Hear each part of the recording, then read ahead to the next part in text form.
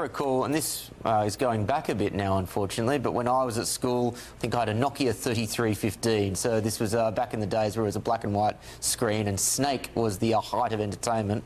But my school implemented very early on a policy whereby if you were seen to have your mobile phone at school, you got a Friday detention. A lot of kids kept it in their locker. That seems to be, I think, pretty reasonable.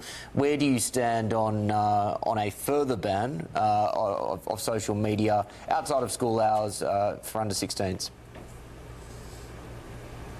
Well, actually, this is something that's being debated on Capitol Hill among leaders of both parties, is age verification. Some people want it at 13, some people want it at 16, and I actually have sources that have told me that kind of part of the reason why there hasn't been an all-out piece of legislation that can coalesce members on both sides of the aisle as well as in both chambers is that they actually cannot agree amongst themselves.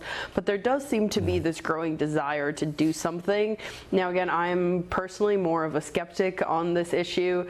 You know, I think that there is always a way around something, kind of similar to what the guest was kind of briefing us on this before our panel discussion. And so that's personally where I fall. And, you know, also going back to my school days, I remember, you know, when the big tall Ugg boots were in fashion, that's what I would shove my, I had a Crazer as one of my first phones. So I would shove that down my boot. And then a number of times, particularly my math teacher, and, you know, this is my chosen profession, so math was not my best subject back in the day. But particularly my math teacher, she on several occasions actually made me take off my boot and shake it out in front of the entire class to show that I was breaking the rules. But, you know, also given that this is my chosen profession, I am a bit of a rule breaker, so take that as you will.